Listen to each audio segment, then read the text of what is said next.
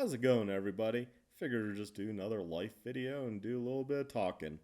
I kind of started going through first video and recording, and man, I think I rambled a little too much. So figured let's do another clean take. Sometimes you got to do that, and great thing about computers, I can just edit out or edit stuff in or whatever I need to do. Sometimes you got to do that. Sometimes you got to do another take, especially where I don't write anything down. So I figured I'll brief my life. So I was born in Michigan, near Detroit, outside Detroit, not in Detroit or anything, outside Detroit, the suburbs. Nowadays, especially the suburbs would be the suburbs. And then we moved to Manville, Texas when I was young, and we lived there for a bit. And I had a weird occurrence there. I woke up one night, we were in a rental mobile home while our house was being built, and I looked out the window and I was crying, I was pointing, and my mother says something to the effect like, "What's wrong?" And I'm crying, I'm like hysterical, and as I'm pointing, I say, "They're coming for him. They're coming for him." And of course, my mother had no idea. I had no idea. I was just a little, kid. I wasn't even in school. I wasn't even in kindergarten yet. And it turned out the old guy died in the house across from where we were renting. It was an older couple, they were up there in age. I don't know how old, but they were up there in age. They were like grandparents away from grandparents. They were really friendly. They would bake me cookies and just really friendly people. Nowadays you don't know your neighbors, not much less know somebody that's going to be running a place or running a mobile home like diagonally across from your house. People nowadays don't care. Now, some would say, "Oh, life is so busy," but there's not even an attempt nowadays to say hello. It's luckily I have pretty good neighbors. We do say hello, but that seems to be a lot different than in Michigan. There's a few people that said hello, but they didn't live right next to us, and I don't know. It seems a lot different here in Colorado than elsewhere I've lived in recent memory, in recent times. And as I said, I've posted that before on forum. People they get defensive. They're like, "Well, I'm too busy. I don't know my neighbors." Like, you can't say hello. I mean, when you move in, you don't go over and say, "Hey, we just moved in," or when we moved in, we actually had a huge plate of cookies and stuff at our door. So, most people are pretty friendly around here, at least where we're at. And that's nice. That's nice to see. So, in those old times, in the 80s, early 80s, people were a lot friendlier. So even though we were renting, we knew the old couple over there. Probably even knew the people next to them. That's just how things were. So I had a good bond with him, like I said, and somehow I knew he died. Now, I'm not religious, and I don't believe in ghosts, but yet I said they're coming for him. My weird thing in my life. I don't know, can't explain it, have no idea. That has not made me a believer in God, and that has not made me a believer in ghost. It's just, I chalk it up to one of those weird things that maybe I had a good bond with him, and I just knew something that he was dying. Maybe as a kid I sensed something that others didn't sense. Kind of like a dog can sniff cancer and be trained to do stuff like that and sense different things going on with people, hence service animals nowadays. That was my weird thing in life. So from that trailer, we moved into a house that was being built, and I went to school. I went to daycare, and daycare there, it's Texas, man. Different. They had a tree house, tree fort. I was scared to go up it, cried, wouldn't go up it, but I remember the tree fort in the play area. And it wasn't like a put together fort. It was literally boards nailed to a side of a tree and climb up to a platform on the tree. You would never have that today. People will be afraid as, oh, kid's going to fall, parents are going to sue, this and that. It's amazing. Not that long ago, that was looked at as not a big deal. So, anyways, I was in Texas, and I can remember my principal's name was Mr. Orr. And it was very fitting because they believed in paddling in Texas at that time. And he had a huge paddle hanging on his wall. You forget a library book, you talk back. Well, talking back to a teacher was, God, they pretty much anything. Bend over, go see the principal, bend over, whack. Anything in your pockets? No, sir. Bend over. You would never get that today. But his name was Mr. Orr. Yes, I remember him. I had a lot of visits. In fact, and note, I was only in kindergarten, first, and second grade. My parents pulled me out in second grade, so I repeated second grade. Plus, I started late because my birthday is in January.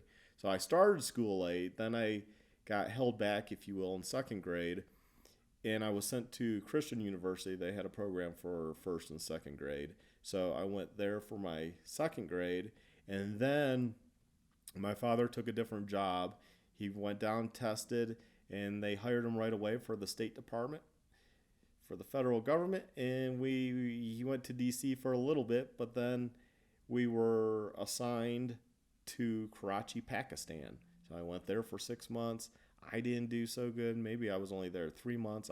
I wasn't there long for school in general. I did poorly. They seemed like they were a lot more advanced than Texas as far as math, English, science, history, all that. So moving around a lot stinks in life. I came back to the States to live with my grandparents. And yes, I flew on a plane by myself from Karachi, Pakistan to Paris, France to Atlanta, Georgia. And then my grandparents picked me up in Atlanta, Georgia, all by myself. It was the most terrifying thing ever for a kid in third grade. I remember it was like it was yesterday. I probably cried because the thing in Paris was I was transferring from the one airport to the other airport. So the stewardess that took me from the plane took me all the way to the bus with my carry-on and put me on this bus, told the driver something in a language I didn't speak, French. I know that now. And I was on this bus for, it felt like forever.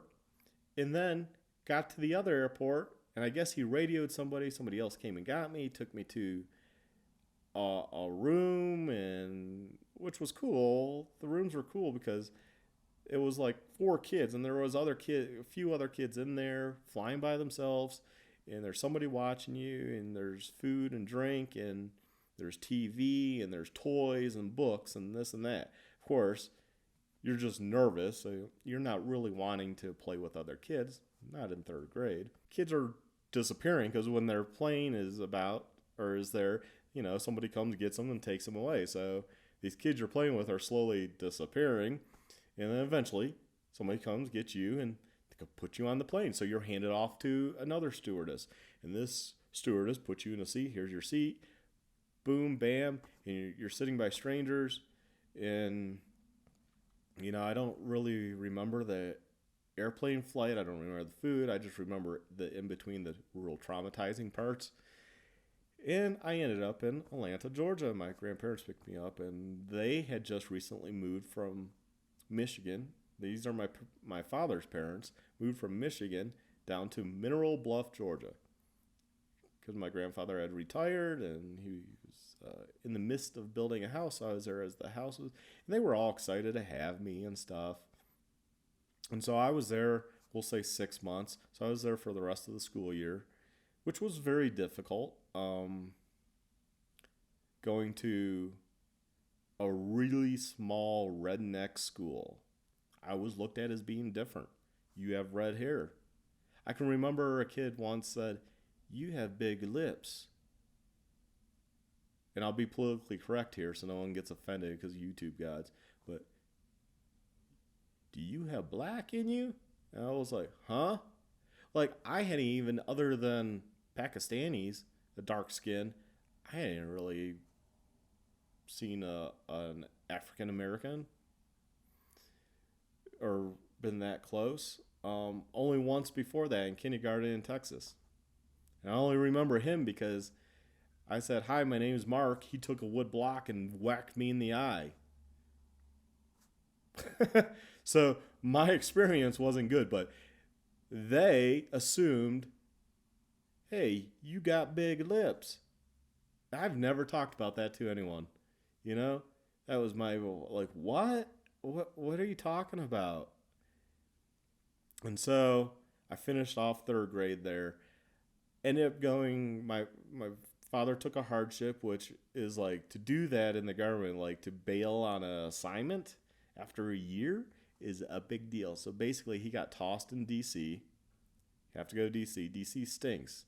Even at that time, rent's high, crime. You're living in a city. You're away from family because he wasn't going to put us there.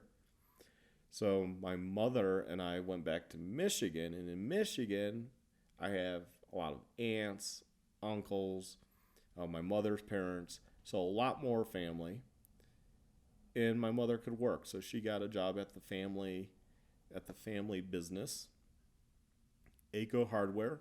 That's family business. My great uncle and his four brothers, so five brothers total started that. My grandfather was not one of them, so there's six brothers total, I believe.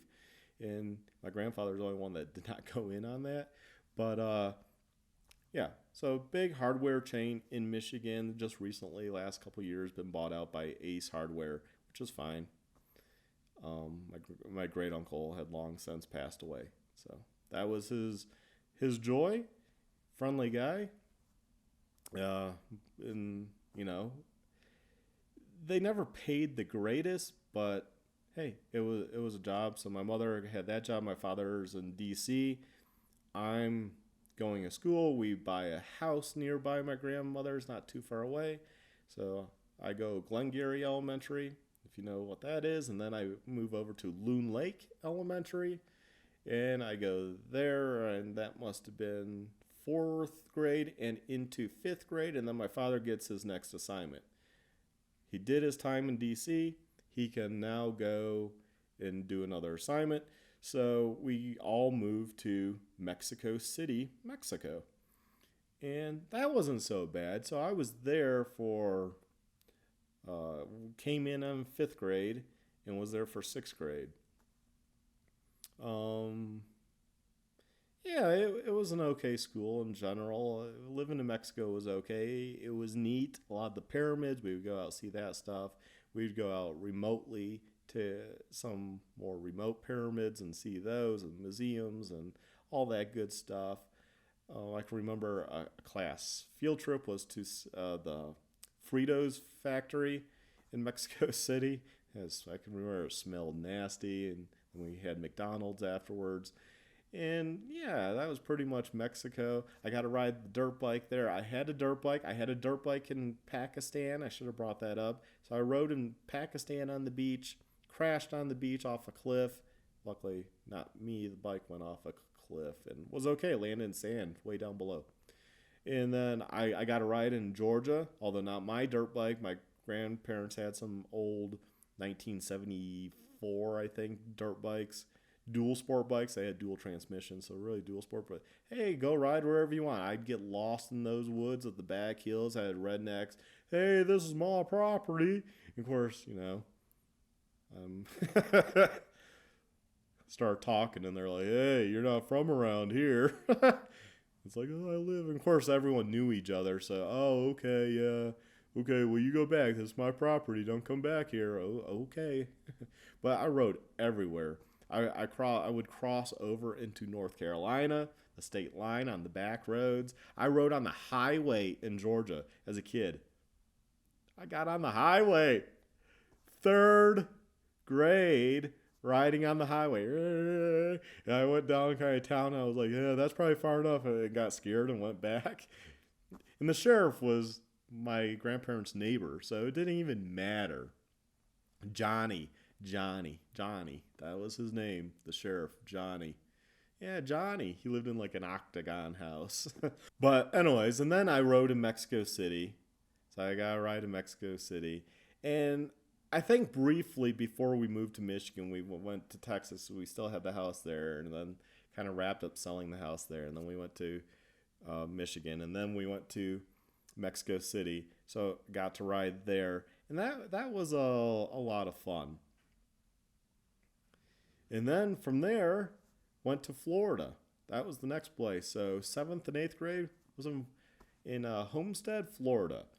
And then from there, we went to Vienna, Austria. So all of my high school, ninth, 10th, 11th, and 12th grade was in Vienna, Austria. So, nein, mein Deutsch ist nicht gut. I do not speak good German. At least I can get out some stuff like that, and I can count 1, 2, 3, 4, 5, 6, 7, 8, 9, 10. I mean, I have a little bit of knowledge still there. I used to dream in German, even though I could never speak good German. I would dream in German from time to time. But so my dirt bike days kind of went downhill. Florida only rode a couple times, blew the piston. Friend's father was supposed to work on the bike. He kind of worked on it, and then he kind of stopped. So my parents just took it back, and my father finished it up. But never really got a ride there. You know, it was just the once, and the piston blew. And then we went to Vienna, Austria, and all of that, the motorcycle and stuff, went into government storage. And I spent 4 years in Vienna, Austria, all of high school. And I think we'll end it there. I mean, man, it's pretty interesting life. Different way of life depending where we live. Like Karachi, Pakistan, for example, we had a maid, and our house was like 5 bedrooms. Each bedroom had a bathroom, and it was huge. You had a wall around.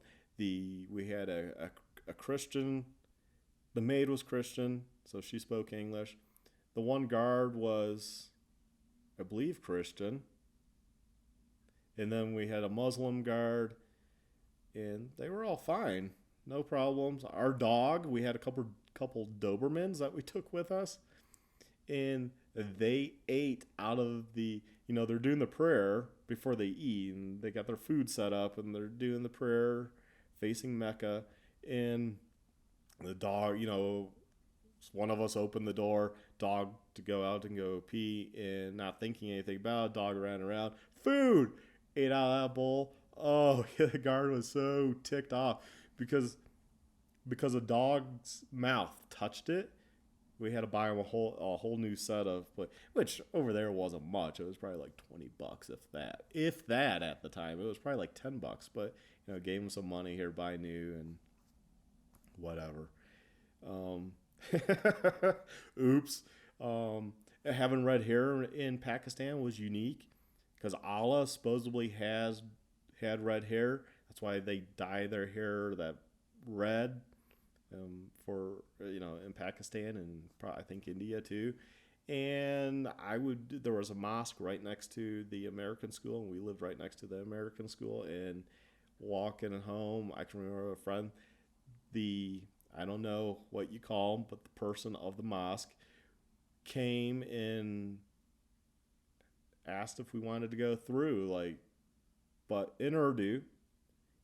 Of course, we didn't speak Urdu, but got what he was saying and took off our shoes, and he proudly showed us around and showed me around, and everyone loved touching my hair, and I hated that as a kid. We'd go to a market and everyone would come up and touch because I have real red hair, and touch my hair and say stuff, and I guess it was good luck for them to do that. So yeah, it was pretty interesting. And then same with living in Mexico City. Mexico City, no matter if this offends people, it's a third world country. It was back then. I've been there since. It still is.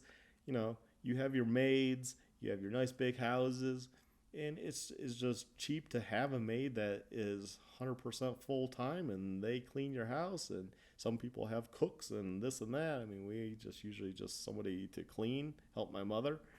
And it was cheap. I mean, you're spending probably like $50 a month, $40 a month. I mean, I'm trying to guess at the price. I don't remember because that was 80s. I don't, and I was a kid. I didn't take part. I think my parents in Africa because I'll tell you the story later, but I think we paid like $60 a month, and a lot of people at the embassy were like, "You're paying too much. You're spoiling them if you pay that much." And we're like, that's nothing. $60 a month to clean the house, and she actually would make a dessert salad thing and stuff. And then we had gardeners and all that. And yeah, so you might be spending $100 a month, but government's putting you up. You're not paying electricity. You don't have a water bill. You got all those luxuries. So who cares if you spend 100, $200 a month, right? On people to help you out and just so you do less. I mean, you could never do that in the States. So third world countries was always different. And that's something a lot of people are just not going to be able to relate to me about, because my mother always said that was the worst thing that ever happened was moving to Karachi, Pakistan, because I was a kid that would make their bed, would do chores, would do this and that. But then once I realized, whoa, we got somebody that does this, she'll even wash off my RC car, if I got mud on it. I mean, she would do whatever. Really nice lady. And we helped out the family later on. So just one of those things. Hopefully you guys like these stories. Please like, subscribe, and let me know down below in the comments if you do or don't, or you want to hear more, or maybe I skipped over something and you're like, hey, what happened here or there if I skipped. And we'll try to pick this up and continue on, because I've lived in other places after high school too. So thanks for watching. Have a good one. Bye.